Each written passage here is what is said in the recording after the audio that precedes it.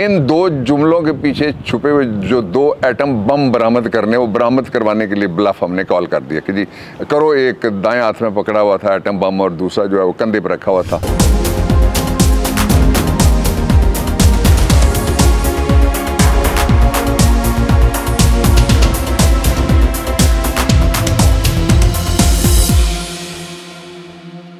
बिस्मिल्लाहिर्रहमानिर्रहीम, अस्सलाम वालेकुम। हेलो पाकिस्तान, जहाँ भी मेरा छोटा पाकिस्तान, सब के लिए खैर की दुआ।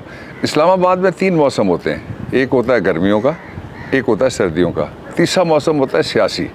तो ये जो गर्मियों का मौसम था वो चला गया है, सर्दियों का मौसम आ रहा है। और उस बदले हुए मौसम में मैंने कहा बदले हुए मौसम की बातें बताने के लिए मैं ज़रा एक बदल के जगह पे बैठूं। तो I am just sitting at the roof top of my house और आप पीछे इस्लामाबाद शायद देख पा रहे होंगे। जो 2 बातें हुई हैं उन्होंने पाकिस्तान की सियासत की सारी पैराडाइम तब्दील करके रख दी है। पहली बात ये हो गई कि कहा यह जा रहा था कि इमरान खान गए और बिल्कुल वो जो मौलवी साहब सरकारी खर्च पे लस्सी पीने और हलवा खाने के बहुत आदी हैं, वो ये कह रहे थे कि हम असम्बली को एक्सटेंड कर देंगे, यानी हम जाने वाले नहीं हैं। बिल्कुल ये इसलिए कहते हैं कि इनका बड़ा तजुर्बा है, ये हर मार्शल लॉ के साथ रहे हैं, हर डिक्टेटर की इन्होंने ताबेदारी की हुई है। जनरल मुशर्रफ आखिरी थे इस लाइन में, और सिविलियन तो अब है, जो शोबाज है वो बड़ा बदतरीन डिक्टेटर है और फैशिस्ट भी है, लेकिन वो जो मुशर्रफ थे उनके साथ भी ये वर्दी में, उनकी वर्दी में सिविलियन सदर का हल्फ उठाने वाला जो उस वक्त पार्टी का सरबराह था वो यही मौलवी साहब थे। अब एक पहलू ये हुआ है कि जब से इमरान खान ने ब्लफ कॉल किया, मैंने आपको कहा था कि सरप्राइज़ की सीरीज़ है, मैं 2 सरप्राइज़ आज और आपको बयान कर देता हूँ। मैंने कहा था 2 हफ्ते बल्कि सरप्राइज़ के। एक ये है कि इमरान खान ने अब कहा है कि मैं अब सड़क पे हम आने लगे।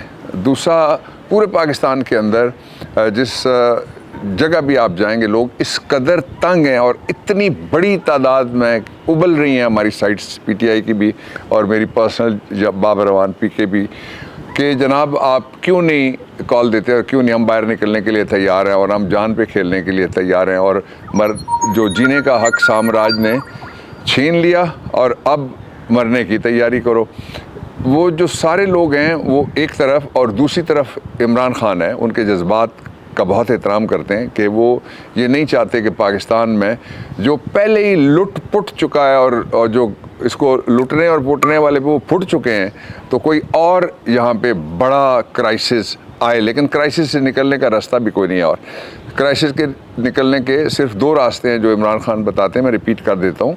पहला रास्ता ये है कि फौरी इंतखाबात हों, दूसरा रास्ता ये है कि ये इलेक्शन कमीशन ना हो और फौरी इंतखाबात जो फेयर, फ्री और ट्रांसपेरेंट हो, ताकि जो गिनने वाले हैं वो ना जीतें, जो वोट डालने वाले हैं, वोट गिनने वाला ना जीते कोई भी, वोट डालने वाले जो हैं वो जीतें। This is 1। जो पहला सरप्राइज़ था वो ये था कि देखें जी, ये अगर ये नहीं जाएंगे इन्वेस्टिगेशन में, और अगर ये नहीं इन्वेस्टिगेशन में जाते, और अगर ये थाना तो मैंने अपने जो मेरे आर्ग्यूमेंट्स थे कोर्ट के अंदर मैंने रूल आउट कर दिया था। तो आज फिर इमरान खान ने जो वो कह रहे थे कि जी हमने इन 2 जुमलों के पीछे छुपे हुए जो 2 एटम बम बरामद करने, वो बरामद करवाने के लिए ब्लफ हमने कॉल कर दिया कि जी करो। एक दाएं हाथ में पकड़ा हुआ था एटम बम और दूसरा जो है वो कंधे पर रखा हुआ था, जो पीछे लोग खड़े थे उन्होंने जब वो तकरीर कर रहे थे। तो ये इस कदर फरसूदा, बेहुदा और नासूदा पाकिस्तान के लोगों के लिए इन्होंने जो तरीके हैं तफ्तीश के वो भी ईजाद कर लिए हैं और लोगों को तंग करने के भी तरीके इन्होंने ईजाद कर लिए, लेकिन इसके बावजूद भी वो हार रहे हैं। इमरान खान आगे बढ़ता जा रहा है। ये दूसरी बात। और तीसरी बात जो सबसे इम्पॉर्टेंट है वो ये है कि आज बैनुल अक़वामी एक इदारे ने और बैनुल अक़वामी माहिरीन की आरा पे मबनी एक तरह का एक तज्ज़िया दिया है। वो तज्ज़िया 2 बातें कहता है, ये बड़े ख़तरनाक बातें। ये कोई खुशी से मैं आपको नहीं बता रहा, लेकिन ये बताने वाली बातें इसलिए मुझे बतानी पड़ेंगी। पहली बात ये कहता है वो इदारा कि इस वक्त पाकिस्तान की जो इकॉनमी है वो बबल की तरह फटने वाली है। पहली बात ये है, कुछ माहिरीन की ये राय है कि बबल एक वो ये सब कुछ पानी का बुलबुला, आपने सुना वो बुलबुला टाइप की वो जो शायरी है उसमें। तो ये पानी के बुलबुले की तरह है, यानी बबल के दो मतलब होते हैं, एक ये मैंने बता दिया, दूसरा मेरे नज़दीक इकनॉमिक्स के तालिब इल्म की हैसियत से मैं आपसे शेयर करना चाहता हूँ कि बबल का मतलब ये होता है कि एक ऐसा तबका पाकिस्तान में या किसी मुल्क में या सोसाइटी में पैदा हो जाए जो ख़ुद एक बबल में रहता हो, जिस तक बाहर से कोई ना महंगाई का असर पहुंचता हो। वो बबल नहीं बन सकता जब तक हराम के पैसे ना और बेशुमार ना हो और लातादाद ना हो। तो ये वो अशराफिया है जिसके बारे में मैं बबल का इशारा आपके सामने रख रहा हूँ। और दूसरा ये होता है कि उससे नीचे फिर 3 तबकात हैं। पहला तबका वो है जो फिक्स्ड इनकम ग्रुप्स, जिनको तयशुदा तनख्वाह मिलती है। एक दिन वो जाते हैं, एक चीज़ जो 100 रुपये की थी वो 3 दिन के बाद 800 की हो जाए, तब भी उनकी तनख्वाह नहीं बढ़नी, जो मर्ज़ी वो कर लें।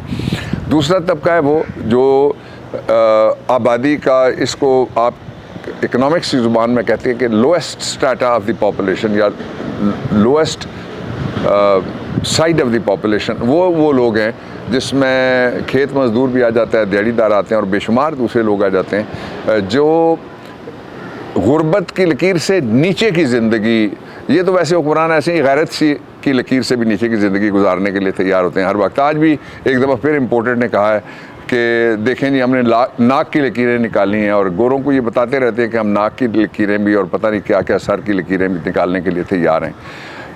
तो जो ये बबल है, एक ये लफ्ज़ इस्तेमाल हुआ। तीसरा मैं आपको तबका बता दूं, वो है जो लोअर मिडिल क्लास और मिडिल क्लास के लोग हैं। ये असल में इनको मार के रख दिया गया है, और जो गरीब हैं इनको, इसलिए कि लोगों की आमदनी में इजाफे का कोई ज़रिया नहीं है। प्रोडक्टिविटी मुल्क में ख़त्म हो गई है, इंडस्ट्री मुल्क में नहीं चल रही, और एक्सपोर्ट्स हमारी ना होने के बराबर हो गई हैं।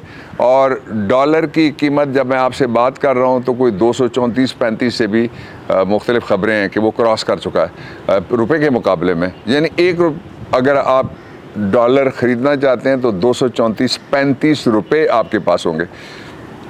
इससे जो CPI जिसको कहते हैं कंज्यूमर्स प्राइस इंडेक्स, एक वो बढ़ता है। और 4 किस्म की और इसके साथ फैक्टर लग जाते हैं जब इन्फ्लेशन आती है, जिसकी वजह से महंगाई रोज़ अफजू नहीं होती, दिन रात बढ़ती रहती है, 24 घंटे बढ़ती रहती है। पाकिस्तान उस फेज़ में चला गया, बड़ी बदकिस्मती की बात है।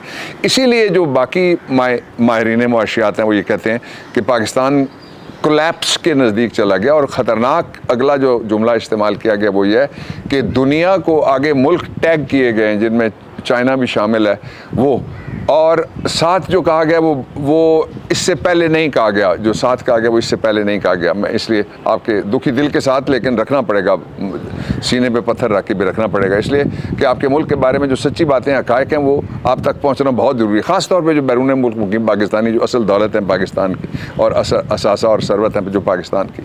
ये कहने के बाद उन्होंने साथ ये फेल्ड स्टेट्स का भी टैग लगाया है।